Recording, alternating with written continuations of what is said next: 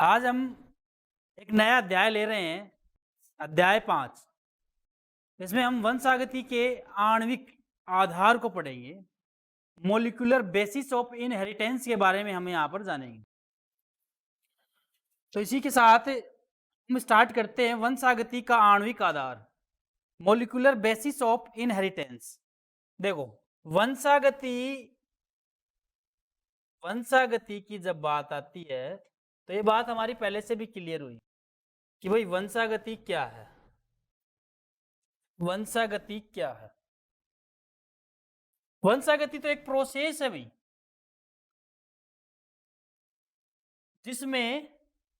जिसमें करेक्टर जो है, लक्षण जो है, एक पीढ़ी से नई जनरेशन में जा रहे हैं। एक पीढ़ी से नई जनरेशन यानी सेकंड पीढ़ी में जा रहे हैं। ये एक वंशागति तो एक प्रक्रिया हो गई, इसलिए वंशागति वर्ड हम यूज कर रहे हैं यहाँ पे। आनुवंशिकी की हम बात करें तो वही बात आती है, ठीक है। अभी यहाँ पर हम बोलेंगे कि इसका मोलिकुलर बेसिस क्या है। हमने क्रोमोजोमल बेसिस इसका पढ़ा, वंशागति का गुणसूत्रीय सिद्धांत पढ़ा। जब हमने सीखा भाई वंशागति का जो गुणसूत्रीय सिद्धांत था, गुणसूत्रीय सिद्धांत जो था ये मेंडल वाले चैप्टर से था। तब हमने पढ़ा कि जो गुणसूत्र हैं वो अगली पीढ़ी में जा रहे हैं। गुणसूत्रों पर डीएनए प्रेजेंट होता है, गुणसूत्रों पर यह अगली पीढ़ी में जा रहा है। इतनी बातें हमने पिछले चैप्टर में पढ़ी। यहाँ पर आणविक आधार पढ़ेंगे कि भाई एक कौन से ऐसे दो अणु हैं, स्पेशली दो का नाम है, दो ही आ रहा है, कौन से दो ऐसे अणु हैं जो पूरी इनहेरिटेंस को, पूरी वंशागति का बेस है, उनका फंडामेंटल है, उनका बुनियाद है, उनकी बुनियादी चीजें हैं, एकदम से उनकी बुनियादी चीजें हैं, ठीक है। तो उनका फंडामेंटल अगर हम देखें तो हमारे पास दो चीजों पे टिका रहता है, डीएनए और आरएनए पे। भाई बिना डीएनए और आरएनए हम वंशागति को क्लियर नहीं कर पाएंगे, इनहेरिटेंस को हम बिल्कुल भी क्लियर नहीं कर पाएंगे बिना डीएनए और आरएनए, ठीक है। तो स्टार्ट में तो करेक्टर जा रहे थे। अब करेक्टर जो जा रहे थे, जो लक्षण जो जा रहे थे स्टार्ट में, तो उस टाइम पे इतनी बातें क्लियर नहीं हुई थी। जैसे मेंडल वाले चैप्टर में हमने पढ़ा, इतनी बातें क्लियर नहीं हुई थी कि डीएनए, आरएनए, जीन है, ये सारी चीजें होती किस प्रकार से जा रही है, इन्हीं को ही हम मोलिकुलर बेसिस क्यों कह रहे हैं, और चीजों को क्यों नहीं कह रहे, क्या और चीजें नहीं जाती। अगर देखा जाए तो सेल जो होती है, कोशिका जो होती है, उसमें और भी तो अणु हैं हमारे पास। जैसे हमारे पास प्रोटीन है, कार्बोहाइड्रेट है, और भी तो अणु है, लिपिड है। ये क्यों नहीं, इनको क्यों नहीं हमने आणविक आधार बताया वंशागति का, सिर्फ डीएनए और आरएनए को ही क्यों बताया? तो आपको क्या लगता है, बिना रिसर्च ये बात लिख दी गई क्या? यहाँ पे रिसर्च तो हुई है, इन पे भी रिसर्च करके देखा, ये नहीं गए तो बता दिया, ये नेक्स्ट जनरेशन में ट्रांसफर नहीं होते हैं तो बता दिया गया कि भाई ये मोलिकुलर बेसिस में नहीं आएंगे। मोलिकुलर बेसिस में आपके कौन से आएंगे? डीएनए और आरएनए। उनकी पूरी रिसर्च हुई तब पता लगा इस चीज का, ठीक है। नेक्स्ट हम बात करेंगे इसके इंट्रोडक्शन से। तो हमारे पास एक बात आती है न्यूक्लिक अम्ल की। न्यूक्लिक अम्ल की हमारे पास बात आती है। तो देखो, न्यूक्लिक अम्ल में आपके पास डीएनए और आरएनए दोनों होते हैं, ये न्यूक्लिक अम्ल है। इनको कंबाइंड में न्यूक्लिक अम्ल ही कह दिया गया। अब बात आती है, ये दोनों वर्ड अलग अलग है, अलग अलग है, न्यूक्लिक अलग है, अम्ल अलग है। ये न्यूक्लिक वर्ड क्यों यूज किया गया इनके लिए? ऑब्वियसली इसलिए यूज किया गया क्योंकि ये दोनों चीजें जो होती है वो केंद्रक में मिलती है, कोशिका के केंद्रक में। तो केंद्रक को आप न्यूक्लियस कहते हो, इंग्लिश में क्या कहते हो? तो न्यूक्लियस से ही न्यूक्लिक बना। अम्ल की बात करें तो आपको पता है इनके अंदर H3PO4 नाम का अम्ल पाया जाता है, फॉस्फोरिक अम्ल पाया जाता है। इसी कारण इनकी जो प्रकृति है वो कैसी हो गई, अम्लीय हो गई। कैसी हो गई, अम्लीय हो गई। तो इस प्रकार से हम कहेंगे कि जो डीएनए और आरएनए उनको न्यूक्लिक अम्ल इसलिए नाम दिया गया। फर्स्ट ऑब्जर्वेशन की अगर हम बात करें तो हमारे पास नाम आता है फ्रेडरिक मिसर का। फ्रेडरिक मिसर ने डीएनए को आइसोलेट किया था, डीएनए का पृथक्करण किया था मवाद की कोशिकाओं से, मवाद कोशिकाओं से।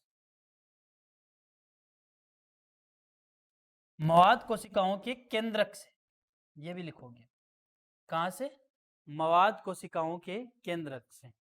और जब इन्होंने इसको ऑब्जर्व किया तो इनका एक नाम दिया इन्होंने न्यूक्लिन, ये नाम दिया था इन्होंने, न्यूक्लिन नाम दिया। बाद में एक और साइंटिस्ट आए जिनका नाम था अल्टमान। अल्टमान जो साइंटिस्ट आए, बाद में इस न्यूक्लिन वर्ड को उन्होंने चेंज करके न्यूक्लिक अम्ल नाम दिया।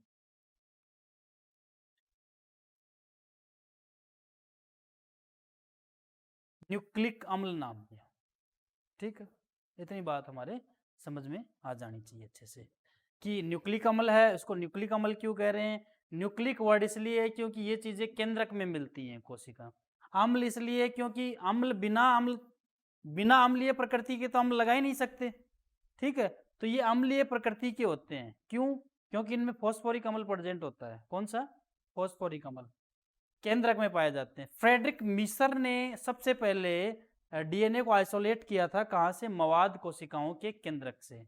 और जब किया था तो उनका नाम उसने न्यूक्लिन दिया था। क्या नाम दिया था। बाद में अल्टमान नाम का साइंटिस्ट इस न्यूक्लिन वर्ड को, टर्म्स को चेंज करके एक नया नाम दिया, न्यूक्लिक अम्ल। क्या नाम दिया, न्यूक्लिक अम्ल। इतनी बात हमारे समझ में आ जानी चाहिए। आगे अगर हम बात करें तो यहां पर अगर आप कहोगे कि भाई न्यूक्लिक अम्ल है,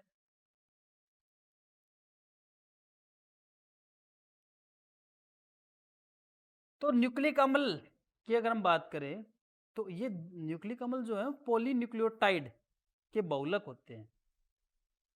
पॉलीन्यूक्लियोटाइड मतलब न्यूक्लिक अम्ल जो है वो, न्यूक्लिक अम्ल एक बहुलक है ऐसे में,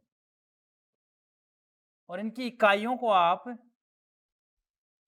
न्यूक्लियोटाइड कहोगे। समझे, मोनोमर, मोनोमर कहते हो ना आप केमिस्ट्री में, मोनोमर, डाइमर, मोनोमर। ठीक है, तो न्यूक्लिक अम्ल एक बहुलक है। क्या है, पॉलीमर है। और पॉलीमर आपको पता है बहुत सारी चीजों से मिलकर बना होता है। तो इसमें जो छोटी छोटी इकाइयां होती हैं उनको आप क्या कहोगे, न्यूक्लियोटाइड। ठीक है, अब बहुत सारे न्यूक्लियोटाइड आपके पास आ रहे हैं, बहुत सारे न्यूक्लियोटाइड आपके पास आ रहे हैं, तो आप इसको पॉलीन्यूक्लियोटाइड भी कह सकते हो।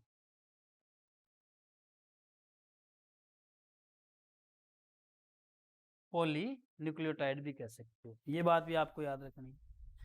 अच्छा, यहाँ पर कुछ बातें और जाननी है कि आपका जो डीएनए है और जो आरएनए है, इनमें बेसिक अंतर की अगर हम बात करें तो इनका बेसिक अंतर कौन सा होता है, इनका मतलब आधारभूत जो अंतर है इनमें कौन सा मिलता है। आपको अंतर क्या मिलता है, डीएनए की अगर हम बात करें तो इसमें जो शर्करा होती है आपके पास वो डीऑक्सीराइबोज होती है।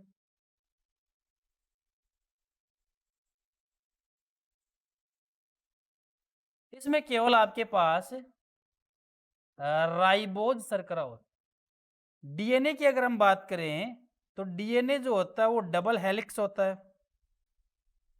और ये सिंगल हेलिक्स होता है। बट एक चीज याद रखिए आप, मैंने बताया था डीएनए सिंगल हेलिक्स भी हो सकता है। कैसा हो सकता है, सिंगल हेलिक्स भी हो सकता है। तो ये डबल हेलिक्स, ये सिंगल हेलिक्स की है बात की जाए। इसमें जो नाइट्रोजनी क्षारक होते हैं,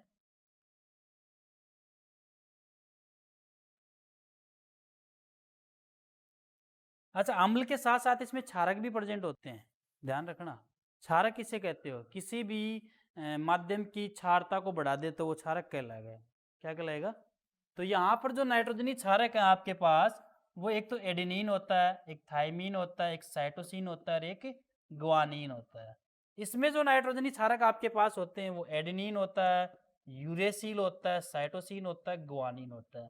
मैंने एक अंतर कर दिया, थाइमीन के स्थान पे मैंने क्या लिख दिया, यूरेसिल। क्या लिख दिया? ये बेसिक सी बातें हैं, डीएनए और आरएनए डिफरेंट, पूरा डिफरेंट ही निकल के आएगा, क्योंकि हम तो इनको स्ट्रक्चर नहीं पढ़ेंगे अब।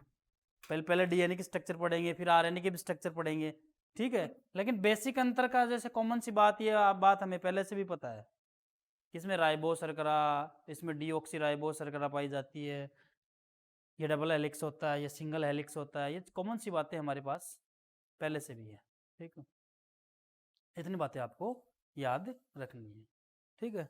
नेक्स्ट हम बात करें तो जेनेटिक मटेरियल कौन सा है? जेनेटिक मटेरियल कौन सा है? कौन सा है जेनेटिक मटेरियल? कौन सा है? डीएनए है या आरएनए? डीएनए है या आरएनए? देखो, ऑब्वियसली जो डीएनए है वो ही जेनेटिक मटेरियल कहलाता है। क्या कहलाता है? डीएनए ही कहलाता है आपका। तो जब डीएनए और आरएनए दोनों एक साथ प्रेजेंट है किसी सेल में, तो उस कंडीशन में जैसे दोनों बोथ हैं, तो उसमें आप डीएनए को ही जेनेटिक मटेरियल कहोगे। लेकिन कुछ केस ऐसे होते हैं, जैसे वायरस की हम बात करें, जैसे टीएमवी है, इसमें आपको आरएनए मिलेगा। अब उसमें होता ही आरएनए है, तो जेनेटिक मटेरियल भी इसका यही हुआ।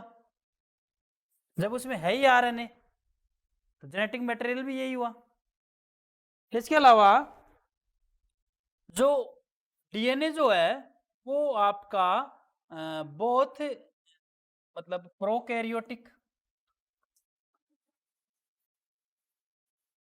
और यूकैरियोटिक दोनों में जेनेटिक मटेरियल है, ध्यान रखना, प्रोकैरियोटिक में भी और यूकैरियोटिक। प्रोकैरियोटिक की अगर हम बात करें और यूकैरियोटिक की अगर हम बात करें, या प्रोकैरियोटिक की, किसी की पहले देख लो, तो इनमें इसमें जो डीएनए पाया जाता है वो आपका पाया जाता है डबल हेलिक्स, द्विलड़ीय, रेखिक, रेखीय डीएनए। ये कुछ ऐसा होगा आपके पास, इसमें दो लड़ियां आपस में से गुथी रहती हैं और दो ओपन सिरे फ्री रहते हैं एकदम। इसकी अगर हम बात करें प्रोकैरियोटिक की, तो इसमें आपके पास डीएनए कुछ ऐसा मिलता है। ये जो डीएनए है इसको आप डबल स्टैंडर्ड यानी द्विलड़ीय वर्ताकार डीएनए कहते हैं। क्लियर बात? ऑल्सो कॉल्ड प्लाज्मिड, इसको प्लाज्मिड भी कह सकते हो, आपने पढ़ा हो तो बैक्टीरियल सेल, प्लाज्मिड भी कह सकते हैं आप इसको। आपने बैक्टीरियल सेल के बारे में पढ़ा था ना 11th क्लास में, भाई एक जीवाणु की कोशिका के अंदर क्या क्या चीज़ें होती हैं। गुणसूत्रीय डीएनए के अलावा प्लाज्मिड भी होता है, जो कुछ ही समय में अपनी कॉपी तैयार कर लेता है। अगर किसी जीन को इसके साथ जोड़ दिया जाए तो कुछ ही समय में वो उस जीन की भी कॉपी करवा देता है। तो इतनी बातें जो थी ये बेसिक बातें हम कर रहे हैं, कोई बहुत बड़ी डिटेल लेकर हम नहीं चल रहे हैं, कॉमन सी बेसिक बातें कर रहे हैं। नेक्स्ट हम बात करेंगे, ठीक है, नेक्स्ट हम बात करते हैं कि जो केमिकल कंपोजिशन है, केमिकल कंपोजिशन है डीएनए या आरएनए दोनों का ही देख लो, तो वो तीन चीजों से मिलकर बना आपके पास। इसमें एक तो होता है आपके पास नाइट्रोजनी क्षारक, एक तो होता है आपके पास नाइट्रोजनी क्षारक। नाइट्रोजनी क्षारक वो होते हैं जो माध्यम की क्षारकता को बढ़ा देते हैं। यहाँ पर नाइट्रोजनी क्षारकों को समझने के आधार पर दो भागों में बांटा गया है, प्यूरीन और पिरिमिडीन। प्यूरीन और पिरिमिडीन। जो प्यूरीन है उसमें दो वलय होती हैं, दो रिंग होती हैं, इसमें सिंगल रिंग होती है सिर्फ। इसमें दो वलय होती हैं, वो एक हेक्सा वलय होती है और एक पेंटा। मतलब एक तो 6 कार्बन वाली और एक 5। वैसे कार्बन के साथ इनमें नाइट्रोजन भी होते हैं, ध्यान रखना।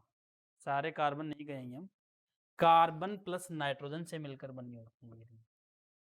इसीलिए नाइट्रोजन ही बेसेज ही नहीं हुआ तो क्या मतलब हुआ, नाइट्रोजन ही नहीं है तो क्या मतलब हुआ। और इसमें केवल हेक्सा रिंग होती। फिर सेकंड नंबर पे आपकी बात आती है पेंटोज शुगर। ऑब्वियसली हम बात कर रहे हैं पेंटोज शुगर की, तो यहां पर जो पेंटोज शुगर आपकी 5 कार्बन वाली है, इसमें एक O ग्रुप आपके पास और ये 5 कार्बन। अच्छा, यहां पर क्या हो रहा है कि अगर आप देखोगे तो ये कार्बन, कार्बन नंबर 1 2 3 4 और पांचों आप ऊपर रखोगे, जो इस रूप में होता है OH CH2, OH CH2 इस फॉर्म में रहता है, ठीक है। और यहां पर अगर आप देखोगे तो यहाँ पे आपके पास नाइट्रोजनी क्षारक होते हैं। क्या होते हैं? नाइट्रोजनी क्षारक, ये कार्बन होता है आपका, ठीक है। और जो फॉस्फेट ग्रुप है वो यहां जुड़ेगा आपका, ठीक है। फॉस्फेट ग्रुप कितने नंबर कार्बन पे जुड़ता है आपका? 5 नंबर कार्बन पे जुड़ता है ये। चलो इतनी बातों से पहले हम पहले किसकी बात करते हैं, ये हटाता हूं मैं। देखो, इसकी वैलेंसी के लिए यहाँ पर एक OH होता है, एक H होता है। यहाँ की अगर हम बात करें तो OH OH H H, और यहाँ की हम बात करें तो ऊपर OH आ गया तो नीचे आप क्या ले लोगे? H ले लोगे। ये इसकी वैलेंसी के लिए ऐसा होता है, याद रख लेना आप। अब यहाँ पर क्या होता है, ये है आपके पास राइबोज शर्करा, राइबोज शुगर, राइबोज शर्करा। लेकिन डीऑक्सी राइबोज यदि आपको बनाना है तो पूरा का पूरा ऐसा कैसा बना दो आप, बस एक काम कर देना, ये ऑक्सीजन हटा देना यहाँ से, तो ऐसा कैसा बना दो। बस अंतर मैंने यही दिखाया, बाकी सेम कर देना, सिर्फ ये ऑक्सीजन हटा देना, ठीक है। ये ऑक्सीजन हटने का मतलब डी यानी डी ऑक्सी यानी डी जनरेशन हो गया, हट गई वो चीज। तो जब राइबोज शर्करा में दूसरे नंबर कार्बन पर एक ऑक्सीजन परमाणु को हटा दिया जाए, क्या बोला मैंने? राइबोज शर्करा में दूसरे नंबर कार्बन पर एक ऑक्सीजन परमाणु को हटा दिया जाए, तो जो बनता है वो आपके पास क्या आएगी? क्या आएगी? ठीक है, डीऑक्सीराइबोज। एक आपके पास H3PO4, ये फॉस्फोरिक ग्रुप होता है यहाँ पे, फॉस्फोरिक अम्ल, फॉस्फोरिक एसिड है ये H3PO4 के रूप में होती है। आप इसको खोल के लिख सकते हो, जैसे भैया आपके पास एक तो रह गया O, एक OH का रहेगा आपके पास, एक H एक H, ऐसे रहते हैं, ठीक है। इसको खोल के आप लिख सकते हो। देन आप यहाँ पे आगे चलोगे तो उसी को मैं आगे लेके चलता हूँ। यहाँ पर आपके पास न्यूक्लियोटाइड और न्यूक्लियोसाइड क्या होते हैं, ये चीज़ भी आप जानोगे। मेरे पास एक तो है न्यूक्लियोसाइड और न्यूक्लियोटाइड, तो जैसे ये मैंने, ये थोड़ा सा मैं खोल के समझा देता हूँ, फिर उसमें देख लेना आप। ये मैंने आपकी क्या बना ली? पेंटोस शुगर है। क्या है? पेंटोस। ये एक नंबर कार्बन है, ठीक है। ये OH H OH OH H H, और यहाँ पर आप लिख रहे हो OH, और ये आ जाएगा आपका CH2। तो अगर आप इसको खोलते हो यहाँ पे, ये जो है आपका ये हो गया। आपको याद रखना है कि नाइट्रोजनी क्षारक जो होते हैं उनको जुड़ना है पेंटोस शर्करा से, सारा सब कुछ आगे जुड़ेगा वो पेंटोस शर्करा से जुड़ेगा। यानी एक तरीके से देखा जाए तो बीच की जो मिड लाइन होती है वो पेंटोस शर्करा ही है आपके पास। तो जो नाइट्रोजनी क्षारक है आपके पास टी सॉरी आपके पास नाइट्रोजन क्षारक है ATCG, ये नाइट्रोजनी क्षारक आपके पास 1 नंबर कार्बन पे जुड़ेंगे, याद कर लेना। नाइट्रोजनी क्षारक, नाइट्रोजनी क्षारक पेंटोज शर्करा के 1 नंबर कार्बन पर एन ग्लाइकोसिडिक एन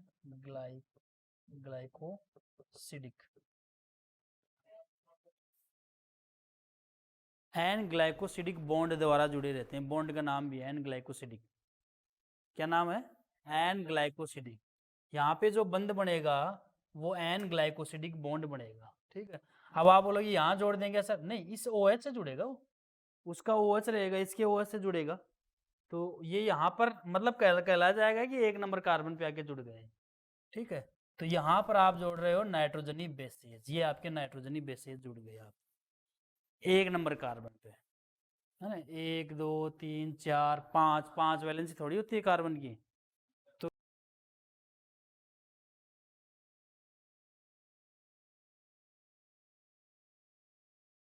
अब आप इसको खोलते हो, इसको, तो आप इसको ऐसे खोल के रखते हो, जैसे मान लो कार्बन, ये H, समझ में आ गई बात। इसको खोला मैंने, ये ऐसे खुलेगा, ये नीचे आपका 4 नंबर का कार्बन, ये 5 नंबर का कार्बन, समझ में आ गई ना बात। जब ये दोनों आपस में मिलेंगे तो इसमें वाटर का एक मॉलिक्यूल बाहर निकल जाएगा, क्लियर। और जब आपकी जो स्ट्रक्चर बनेगी वो बीच में एक O आ जाएगा, समझ में आ गई बात। अरे वाटर का एक मॉलिक्यूल निकाल दो आप यहाँ से, O बच गया, O से ये पेंट आपका जो फॉस्फोरिक अम्ल है वो यहाँ जुड़ जाएगा, समझ में आ गई बात। तो जब पेंटोज शर्करा से केवल नाइट्रोजनी क्षारक जुड़ता है, इस चीज को आप बोलते हो न्यूक्लियोसाइड। और जब न्यूक्लियोसाइड बन गया आपका और उससे आप फॉस्फेट जोड़ देते हो, तो मैं पूरे को ही बोलूंगा, न्यूक्लियोसाइड के साथ आप फॉस्फेट जोड़ देते हो, देन आपके पास जो बन के आता है वह है न्यूक्लियोटाइड। ये बात आपको याद रखनी है, ठीक है। यहां पर जो बंध बनेगा वो फॉस्फो एस्टर बंध बनता है। कौन सा बंध बनता है? Phosphoester. यहां पर एन ग्लाइकोसिडिक बॉन्ड बनता है, फॉस्फो एस्टर, फॉस्फो एस्टर बंध बनता है। कौन सा बंध बनता है? Phosphoester. अब कुछ आपको एक चीज देखनी है, देखो क्या होता है कि ये एक पेंटोज शुगर, 1 नंबर पे मैंने क्या जोड़ दिया? कोई भी नाइट्रोजनी क्षारक, ठीक है। आगे चलो, और यहाँ पे मैंने क्या जोड़ दिया? फॉस्फेट ग्रुप जोड़ दिया। नीचे एक और पेंटोज शुगर, क्यों? DNA में एक ही थोड़ी होती है। ये मान लो आपका दूसरा जुड़ा हुआ है कोई भी एक, जैसे मान लो C जुड़ गया, और ये 1 2 3 ये खाली है आपका, और ये भी यहाँ पे खाली है। यहाँ पे आपका क्या आ गया? Phosphate group. ये फॉस्फेट ग्रुप इस बंध के साथ भी तो जुड़ जाएगा, फिर नीचे ऐसे आ जाएगा, वापस चलेगी। एक आप DNA का कुंडलन देखते हो तो एक लाइन इसमें एंटी पैरेलल होती है, उल्टी रहती है, तो आप इधर बना रहे हो, एक उल्टा बनाओगे आप, ये उल्टा बनाओगे आप दूसरी तरफ। भाई DNA आप बनाते हो ना ऐसे, ऐसे, तो एक लाइन इसमें नीचे की तरफ रहती है, एक लाइन ऊपर की तरफ जाती है, उल्टी जाती है। तो एक सीधी आपने बना दी, तो यहाँ से गिनो 1 2 3 4 और ये 5। तो 1 नंबर पे आपका कोई भी, जैसे मान लो आपका T जुड़ गया, इन दोनों के बीच डबल बॉन्ड आ जाएगा। 2 3 4 यहाँ पे आपके पास कौन सा आ गया? फॉस्फेट। 1 2 3 ये इसके साथ बॉन्ड बना लेगा, समझ में आ गई बात। ऐसे, और यहाँ पर कोई ना कोई नाइट्रोजन क्षारक इसके साथ बॉन्ड बना लेगा। इसको बोलते हो आप, इस पूरे को आप बोलते हो न्यूक्लियोटाइड। क्या बोलते हो? सारों को बोलोगे पॉलीन्यूक्लियोटाइड। क्या बोलोगे? सारे चेन बना रहे हैं ना। अब एक चीज और है, आपने DNA पर अक्सर देखा होगा, जब भी आप देखते हो तो आपको 5 डेज और 3 डेज और 5 डेज लिखा हुआ मिलता है। तो देख लो आप, यहाँ कितने भी बना लो आप, इधर बना रहे हो 1 2 3 4 5, ये खाली पड़ा मिलेगा एक तो, और इधर हमेशा एक 3 नंबर वाला खाली मिलेगा आपको। इधर की अगर बात करो तो 3 नंबर वाला आपको खाली मिलेगा, और इधर आप देखोगे तो 5 नंबर वाला खाली मिलेगा। तो ये वो सिरे होते हैं इसके, इसलिए एक तरफ 5 डेज और 3 डेज चलेगा, और एक तरफ इसका उल्टा चलेगा 3 डेज टू 5 डेज। इतनी बात आपको समझ में आती है तो आगे की बात करते हैं, नहीं आई तो मैं इस चीज़ को वापस से भी रिवाइज कर सकता हूँ। क्लियर? आगे बात समझ में? ठीक है।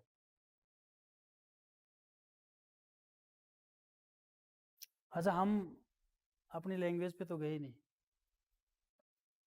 ये कॉमन सी बातें हैं, आप देख लो। ठीक है, वही बातें जो आपने अभी अभी समझी है। ठीक है, डिऑक्सीराइबोन्यूक्लियोटाइड का एक लंबा बहुलक होता है।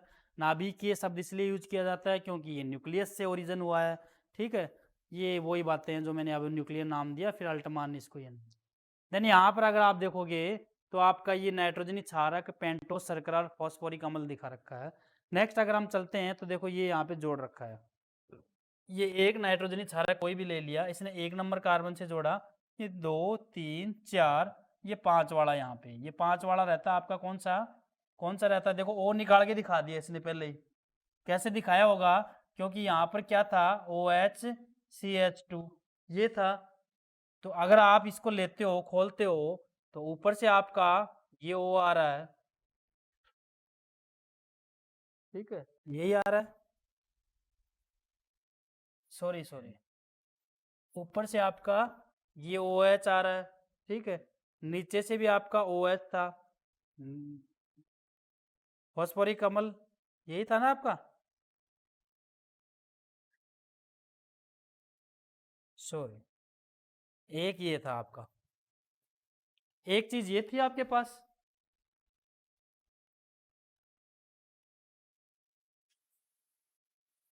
ठीक है, ये तो अब बोलोगे सर ये वापस से OH दूसरे के साथ बन लेगा, ये चलेगा, उसका भी तो चलेगा इसके साथ।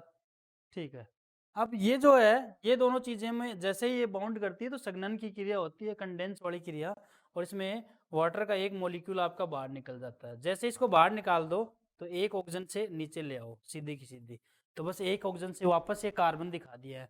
ये कार्बन आ गया आपका, ये वाला एक कार्बन। आप बोलोगे सर इससे दो चीजें जुड़ी हुई है, एक चीज आपकी ये वैलेंसी हो गई, एक ये वैलेंसी हो गई, आपकी वैलेंसी भी तो बता रहा है आपके साथ साथ, और एक 4 चीजें जुड़ी हुई है आपकी। तो ये इस प्रकार से निकलता है। तो यहाँ पर ये है आपके पास फॉस्फोरिक अम्ल, ये आपके पास नाइट्रोजनी क्षारक, और ये आपके पास पेंटोज शर्करा। ध्यान रखें, पेंटोज शर्करा जब नाइट्रोजनी क्षारक से मिलती है तो न्यूक्लियोसाइड बनते हैं, और जब न्यूक्लियोसाइड पूरे को आप किससे जोड़ दो, फॉस्फेट ग्रुप से, तो क्या बन जाएगा, न्यूक्लियोटाइड बन जाएगा। क्या बन जाएगा? जितनी बात आपको समझ में आती है, देन आगे की जो बातें हैं वो हम अकॉर्डिंग टू चैप्टर चलते रहेंगे। तो आज तक आज का मैंने जो कॉन्सेप्ट क्लियर किया है उसमें आपको ये बताया कि डीएनए की जो स्ट्रक्चरली अगर हम बात करते हैं, अच्छा इसमें वॉटसन और क्रिक का डबल हेलिक्स मॉडल भी रहेगा मुझे इसमें, वॉटसन और क्रिक का डबल हेलिक्स मॉडल। ठीक है, तो वो वॉटसन और क्रिक का आता है बहुत सी बुक में, आप कहीं देखो तो वो वॉटसन और क्रिक के अलावा मैडम रोजलिन नाम की एक रिसर्च करने वाली एक उनके पास रहती थी, जैसे उनके वॉटसन और क्रिक की प्रयोगशाला में, देन सारा वर्क उसका था, उन्होंने एक ठप्पा लगा दिया, ऐसे कुछ रहता है कुछ बुक में। तो ये तो अलग अलग लग की बात है। ठीक है, ओके, तो यहीं पर मैं अपनी क्लास को फिनिश करता हूँ। बाकी का जो टॉपिक है वो नेक्स्ट क्लास में रहेगा। ठीक है, बैक टू बैक आपकी क्लास आती रहेगी, पूरे कंटिन्यू चैप्टर का आपके पास वीडियो रहेगा। ठीक है, okay, thank you so much.